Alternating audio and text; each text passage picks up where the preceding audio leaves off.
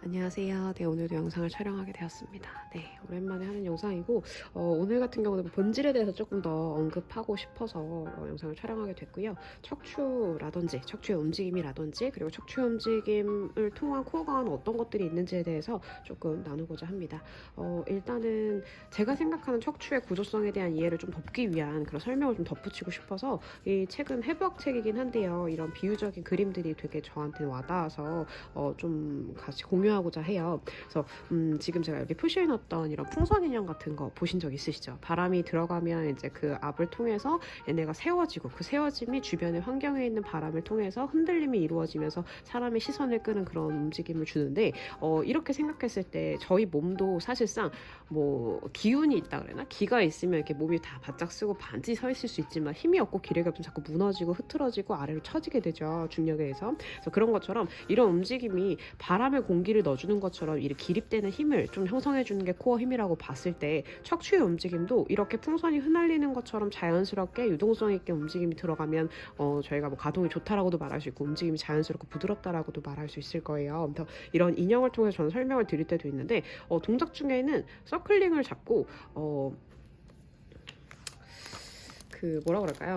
이 서클링을 잡고 몸을 세워준 상태에서 그냥 그대로 옆으로 흩날리게끔 가게끔 해요. 그러면 코어의 인지력이 조금 더 인지가 되거든요. 저는 이 기준점을 봤을 때 이렇게 서 있다고 치면 위에 서클링을 잡고 옆으로 그대로 흐트러져 이렇게 가면 너무 졸라맨처럼 그래가지고 흐트러져 가면 요 기준점의 코어에 대한 인지력이 좀 느껴지실 거예요. 그러니까 사이드 밴드는 사실상 흉추의 움직임을 통한 움직임이다 보니까 흉추의 기준점을 주고 커브로서 넘어가는 그 모양새를 표현하는 게 사이드 밴드. 되면 지금 제가 표현하는 이 움직임은 그냥 코어만 인지하게끔 하는 움직임이에요. 스트랩백 또한 마찬가지로 앉아있는 시팅 자세에서 숏박스든 뭐 이렇게 박스 위에 앉았다고 쳤을 때 뒤로 기울었던 이 각도에서 만약에 골반이 무너지거나 허리 쪽에 무리가 가거나 이런 식의 움직임이 들어가지 않는 한도가 사람마다 다르죠. 어떤 사람은 5도, 어떤 사람은 15도, 어떤 사람은 30도까지 넘어갈 수 있어요. 이건 코어에 대한 인지력과 이 둘레 통에 대한 힘이 인지가 돼 있으신 분은 더 많이 갈 수 있다고 봤을 때 이런 움직임을 통해서 사실 코어 인지를 주기도 하거든요. 그래서 저는 이런 풍선 인형처럼 몸을 생각을 해서 구조적으로 이해를 하는 게 좋은데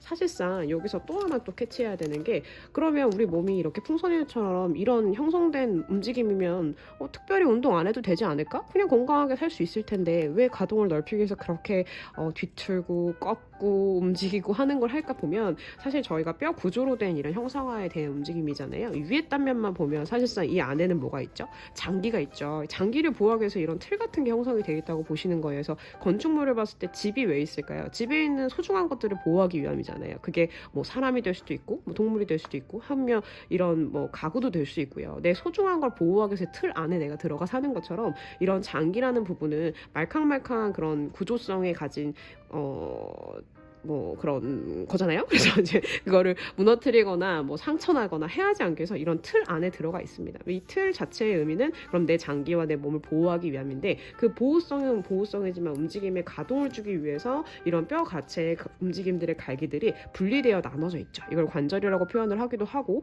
또 분절을 통해서 움직임이 들어가는 게 사실 이런 관절을 유동성 있게 좀 더 부드럽고 자유로운 움직임을 주기 위해서 만들어진 구조인데 이 움직임이 사실 가용감이 없어지면은 뻑뻑해지는 것 같아요. 우리 그냥 기계로 생각을 해도요. 뭐 가위질도 똑같아요. 가위를 자주 기름칠해서 가위라는 표현을 어쨌건 그런 도구적인 걸 봐도 자주 쓰면 얘네가 스무스하게 움직여지지만 뻑뻑하게 움직인다는 건 잘 새거 같은 거 만질 때 그런 느낌이잖아요. 그런 것처럼 움직임이 없으면 굳어질 수밖에 없죠. 그런 걸 통해서 누적 시간, 그러니까 노화의 진행으로 봤을 때 그런 누적 시간이 길수록 움직임은 둔감해지고 뻑뻑해질 수밖에 없어요. 그래서 그런 거를 계속 유동성에 풀어주고 나이가 60대든 70대든 척추 움직임이 자연스럽게 들어간다는 건 몸이 되게 건강하고 사용감 있게 아주 제 역할을 잘 하고 있다고 보는 거죠. 그래서 그런 움직임들을 하기 위해서 굴곡이라는 동작, 신전이라는 동작, 회전, 그다음에 측굴 이런 동작들을 통해서 유동성 있게 만들어주는 걸 저희는 하죠. 그래서 움직임은 이렇다라고 좀 이해를 하는 게 좋을 것 같고요. 왜 움직여야 하는지, 그리고 움직임이 뭐 때문에 필요한지에 대해서 이해를 좀 돕는 거고, 그리고 여기 이 사진을 보면 많이들 보셨었던 동작, 이런 그림일 거예요. 그림이라든 사진이라든 이거 자체 보면 저희가 뉴트럴 상태라고 보죠. 아이디얼, 그러니까 라인이라고 보는데 이게 정렬 상태라고 보면 사실 근데 전 이거 보고도 이게 정렬인가 별로 안 바라 보이는데 라고 생각을 했었는데 과한 곡선들을 보면 바른 건 맞구나라는 생각이 들긴 하더라고요. 플럼 라인이라고 해서 기준선에 따라서 이 커브의 곡선의 각가 얼마나 뒤로 빠져 있고 후방이 돼 있는지, 한 곡선의 각이 얼마나 휘어져 있거나 뭐 가동이 더 많이 나가져 있는지 이런 거를 보기 위해서 이런 형상을 보는데 뭐 극단적으로 표현하지 않아서 적당선으로 표현해서 그렇지만 사실 이거보다 더 심한 분들도 많잖아요. 그래서 후만 전만, 그러니까 후만은 카이포시스, 그다음에 전만 로도시스. 그래서 카이포시스 되는 부분은 상측부, 그다음에 로도시스 되는 부분은 후축, 뭐 아래쪽으로 해서 허리 쪽에 그렇게 되는데 저는 사실 이런 체형은 그렇더라고요. 이 압축성에 대한 거거든요. 그래서 이게 압축성이라고 하면은 우리 외국 사람들은 허리가 좀 짧고 그다음에 상체가 좀 짧고 다리가 좀 긴 편이에요. 그래서 그 하중되는 무게의 밸런스가 깨져 있는 분들이 조금 이런 체형들이 많으세요. 그래서 밑에서 내리 찍는 뭔가 이렇게 구겨서 압축하는 그런 느낌을 댔을 때 이 곡선이 갈 데가 없어서 다이렉트로 좁아질 수는 없잖아요. 겹쳐지기가 안 되기 때문에. 그래서 옆 뭐랄까 뒤 앞으로 이렇게 빠지는 거죠. 그래서 곡선이 더 커브가 형성이 심해진다고 보는 거라고 저는 생각을 하고요.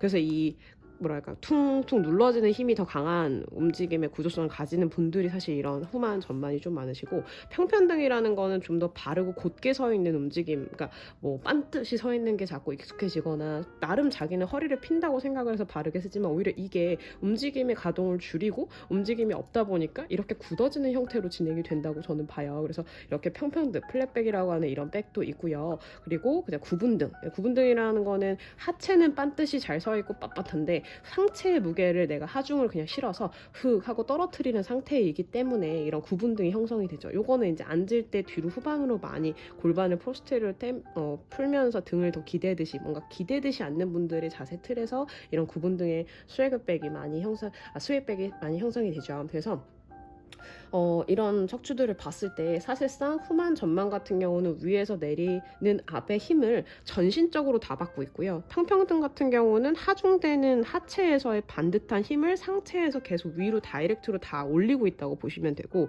구분등 같은 경우는 하체는 반드시 서 있는데 상체에서의 무게를 아래로 하중하고 있다고 보시면 돼서 제가 이렇게 노란색으로 기준선을 좀 나눠서 표현을 했거든요.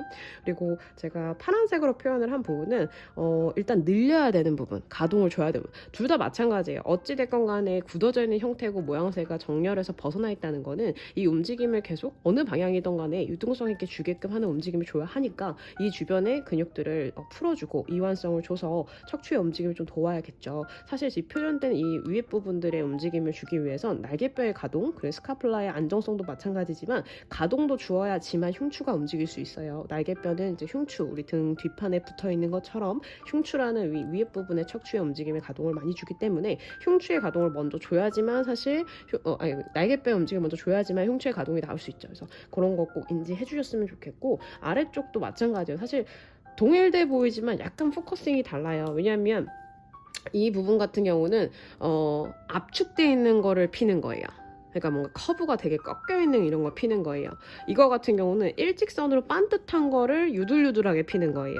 그 다음에 요거 같은 경우는 위에는 흐물텅한데 밑에는 타이트해요. 이거는 이거 밸런스가 깨져 있기 때문에 조금 더 언밸런스하죠. 하체는 엄청 타이트하고, 왜냐면 딱 버티고 있는 힘이 센데 위에는 되게 흐물텅거리고 있기 때문에 그 흐물텅이 살짝 된 압을 버티기 위해서 살짝 굽어진 정도라고 봐야 되거든요. 그래서 이제 윗부분만 굽어지게 되고 하체는 거의 플랫하게 되는데, 이런 움직임들이 둘 다 이제 골반의 가동이라든지 날개뼈가 붙어있는 흉추의 가동이 안 나온 상황이니까 저는 골반 가동을 주기 위해서는 일단 힙 릴리즈라든지 가동성을 주는 골반 힙 플렉서 같은 거를 익스텐서나 뭐 그런 부분에 가동을 주는 움직임을 통해서 풀어준 다음에 거기에 연결되어 있는 근육들이 있잖아요. 뭐 요방형근, 장요근, 막 이런 애들, 다이상근 다 이런 거 풀어준 다음에 움직임이 들어가야 사실 척추라는 게 전반적으로 다 움직일 수 있다고 생각을 하거든요. 그리고 제가 빨간색으로 표시되어 있는 부분은 사실상 편편들도 없긴 마찬가지인데 구분등이나 후만 전만인 카이포시스, 로도시스, 그 다음에 스웨이백 같은 경우는 복부에 힘이 많이 풀어져 있는 상태예요. 특히 아랫배 부분부터 이렇게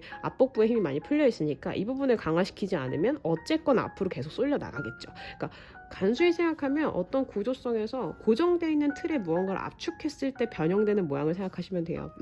그래서 그런 부분의 움직임을 조금 더 그림화시키거나 상상을 좀 통해서 구조화시켜서 좀 이해를 하면 얘네가 왜 이런 구분이 형성됐는지를 좀 이해하실 수 있을 것 같아요. 아까도 말했듯이 이거는 이렇게 지부하는 거고, 이거는 그냥 일자로 곧게 피게해서 밑에서 위로 뻗고 있는 힘이 강하다 보니까 그냥 이렇게 댕강댕강 서 있는 느낌이에요. 이 밑에서 받치는 이 힘으로 이게 서 있는 건데, 이게 뭐 그게 곧긴 하지만 사실 뭐 안정성이 있다고 보긴 어렵죠. 그리고 이런 스웨이백 같은 경우는 밑에 하반신만 단단한데 위에는 흐물텅거려서 이렇게 압축하고 있는 거예요. 여기서부터 여기까지만 압축. 그래서 이런 식으로 구조를 좀 이해하면 얘네가 왜 이런 모양새를 형성하고 있구나 라고 이해를 해주시면 좀 좋을 것 같고요.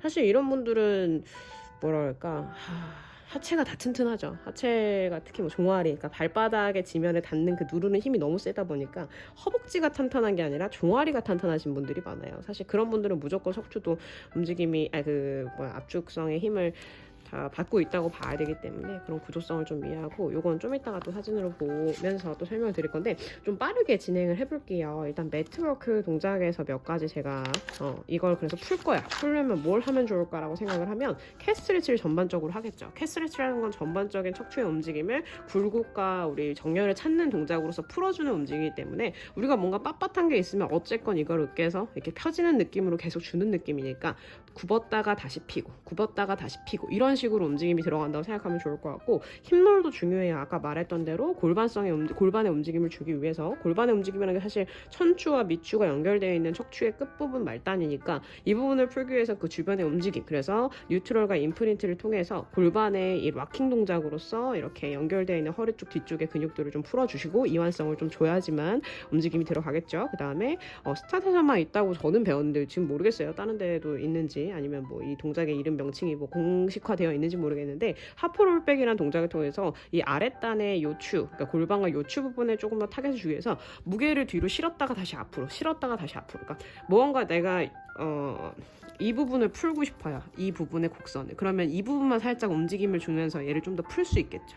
물론 여기서 해도 이게 얼추 먹히긴 하겠지만 다이렉트 하기 힘드니까 좀 더 숏텀으로 해서 고관을 고정시켜 놓고 이렇게 롤백을 통해서 무게를 실었다가 풀고 풀었다가 풀고, 결국에는 이 부분이 지금 늘어나고 있는 거잖아요. 제가 지금 손으로 표현하는 이 부분. 그러기 위해서 여기까지만. 그래서 완전히 다 눕는 동작의 롤업 전에 하시는 게 좀 좋고요. 그 다음에 이제 롤업을 진행을 하면서 아까 캣스트레치처럼 전반적인 척추를 다 사용하는 롤업 동작을 통해서 곡선의 의미를 표현을 하고, 이분은 정말 잘했죠. 목도 드랍되지 않았고요. 그 다음에 아직 뭐 뒤에 요추 쪽이 조금 덜 그렇긴 하지만 이 숨이 푸시하는 힘으로써 엑셀로 계속 뒤로 밀어내주면 이 부분도 좀 풀리긴 할 거예요. 그런 식으로. 그래서 앞으로 향하는 팔다리라면 이 뒤로 후방으로 향하는 몸통의 호흡으로 통한 뒤에 후방으로 미는 힘으로 이 부분이 좀 늘어나게끔 구조성을 주는 거다라고 생각을 하면 좀 이해가 좋으실 것 같고요.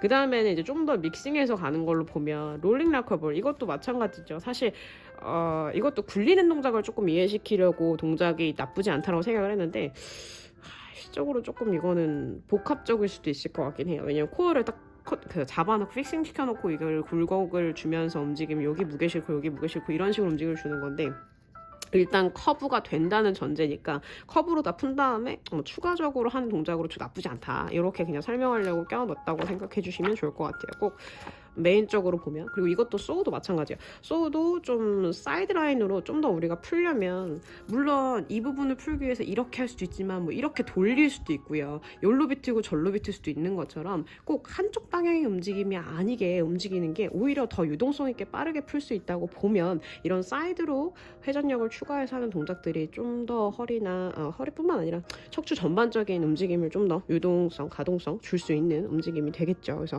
소우라든지 아까 얼핏 봤던 그 동작 같은 경우는 뭐였죠? 롤링 락커볼, 그런 동작, 아니면 오블링 롤백, 뭐 이런 것들은 사실 좀 같이 플러스 알파로 할 수 있는 동작이라 좀 이해를 하면 좋을 것 같고요. 넷풀 같은 경우는 롤업이랑 조금 다르게 이제 팔의 위치라든지 그리고 이제 스트랩백과 라운드백을 병행하면서 척추의 가동 그리고 척추의 정렬, 이런 움직임을 좀 더 포커싱되는 어려운 동작이죠. 그래서 인터로 빠져 있다고 보시면 되고, 그래서 처음이신 분들한테는 저는 굳이 하진 않아요. 근데 스트랩백은 오히려 넷풀 프랩 동작처럼 하는 게 좀 더 좋기는 하더라고요. 물론 뭐 팔을 앞으로 나란히 하고도 하지만 보통 이제 머리 뒤쪽으로 팔 팔이 가면 조금 더 내 몸통의 앞면이라든지 앞단에 좀 더 포커싱이 되니까 무너지지 않으려면 붙잡는 힘이 필요해지잖아요. 그렇게 코어의 인지를 주기 위해서 넷플의 프랩 동작을 좀 사용을 하고, 물론 뭐 풀 동작도 매우 좋은 동작이죠. 그래서 이렇게 추가적인 동작을 한번 찝어봤어요. 그래서 아까 말했던 캐 스트레치를 하고, 그 다음에 힙롤을 한 다음에 하프 롤백을 통해서 롤업을 진행을 해서 전반적으로 푼 다음에 이렇게 믹싱되는 추가적인 동작을 해야지만 단계가 올라가는 거지. 몸 풀지도 않았는데 갑자기 막 소우하고 막 갑자기 오블리 롤백하고 이래버리면 몸도 몸이지만 이 인지력이 따라가지질 못해요. 그래서 항상 스텝 바이 스텝으로 뭐 초보자들 뿐만 아니라 기초를 다지고 가는 개념이니까 쉬운 동작이 무조건 뭐 잘하는 분들한테 할 필요가 없는 동작이라고 생각하지 마시고, 단계적으로 오히려 횟수를 좀 줄여서 뭐 쇼텀으로 가더라도 그렇게 추가하는 게 좋다고 저는 생각을 해요. 그래서 그리고 좀 기구를 좀 통해서 움직임이 들어가면 뭐가 있을까 생각을 해봤는데, 스토막 마사지가 사실 라운드백을 홀딩하고 하는 동작이잖아요. 그랬을 때 내 이 푸시하는 힘이라든지 복압의 그런 느낌의 받아들임의 정도를 받기 위해서 하는 동작이라서 생각을 하는데, 이런 홀딩 중에서 동작이 들어간다는 거는 홀딩하는 힘이 유지성을 가지고 있지 않으면 다 무너지는 동작이거든요. 그래서 요거는 아까 말했던 레벨업 단계니까 단계를 기초를 밟고 오시는 동작이 되겠죠. 그런데 뭐 이런 인지력을 통해서 보면 힙플렉서의 가동 이거 다 나와야지 사실 이게 스트랩백도 되고 골반도 세울 수 있고 하는 거잖아요. 그래서 이 동작을 무리해서 하지는 마시고 뭐 밑에 플랫폼이라든지 이런 걸 좀 위치를 조정을 해서 최대한 힙플렉서가 찝히지 않고 가동이 들어간 상태에서 동작이 들어가야 이 제대로 된 동작의 그런 포커싱을 느끼실 수 있을 거예요. 그래서 이 동작도 좋긴 하지만 이런 거, 그다음에 뭐 가장 기본적으로 라운드백, 숏박스에서 하는 라운드백, 스트랩백, 뭐 그다음에 트위스트 위드 라운드백 이런 거 다 이제 믹싱해서 가는 거잖아요. 더 업으로. 그래서 요거 같은 경우도 사실 저는 스트랩백과 라운드백을 믹싱해서 아까 넷풀 동작처럼 진행을 하는 것도 나쁘지 않다고 생각해요. 물론 숏박스에 스트랩백 따로 라운드백 따로 이렇게 진행이 되기는 하지만 그거를 같이 병용해서 하면 저는 항상 굽혔다가 피는 걸로써 몸의 인지력이 더 많이 느껴진다고 생각을 하거든요. 뭐 예를 들면 잭나이프 프랩 동작처럼 아니면 롤 오버 동작처럼 굽혔다가 피는 동작, 굽혔다가 뭔가 풀어내는 동작, 이런 동작으로 내 구조성을 이해를 돕기 위한 동작들이 필라테스에 워낙 많다 보니까 그런 움직임을 통해서 척추의 움직임의 이해를 좀 도우면 좋지 않을까라고 생각을 해요. 그래서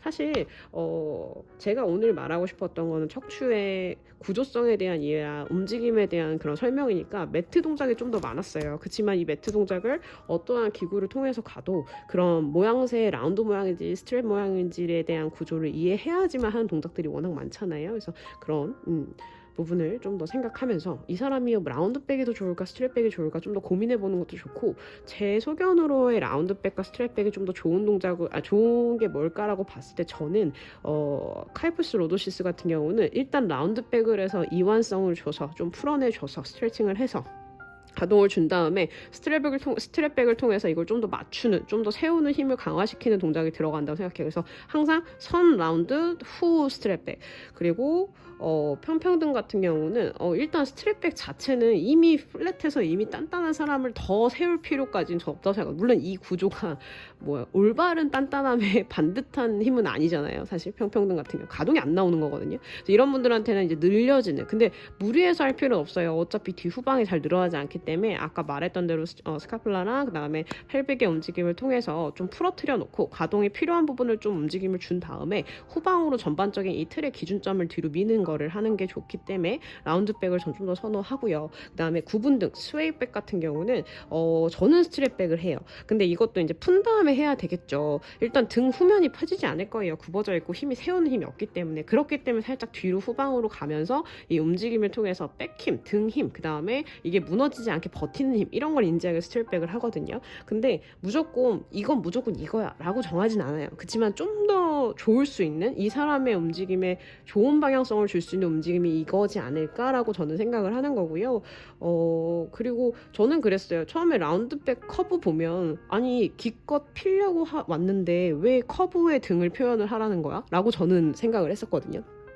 1차적인 생각이죠. 근데 그걸 생각을 하면 왜 필까라고 생각을 했을 때 얘를 좀 더 유동성 있게 만드는 거죠. 이게 딱딱한 애들을 막 풀어서 내가 원하는 모양으로 만들고 싶기 때문에 이걸 풀었다가 피는 동작 또한 필요하기 때문에 라운드백이라는 게 있는 거예요. 그래서 회원들한테도 구부는 이유는 스트레칭이나 이완성을 주기 위해서 너의 모양을 제대로 만들어주기 위해서 하는 움직임이니까 굽는 게 무조건적으로 웅크리거나 무너지는 동작이라고 생각하지 말아라고. 이 굴곡선의 움직임이 뼈대에 대한 굴곡 움직임이기 때문에 말려있는 걸 펴내는 동작이라고 생각을 좀 하면서 하라고 설명을 드리거든요. 그래서 이미지 큐잉도 그래서 저는 중요하다고 생각을 합니다. 그래서 이런 라운드백과 스트랩백을 어느 척추 모양에서 적용을 할지, 그리고 이걸 왜 해야 할지, 그리고 이 움직임의 구조는 뭘지에 대한 이해도가 좀 있게 운동을 개념을 갖고 가시면 좀 더 설명하는 게 회원분들도 일반 분들도 이해하고 와닿지 않을까 싶습니다. 네, 이상입니다.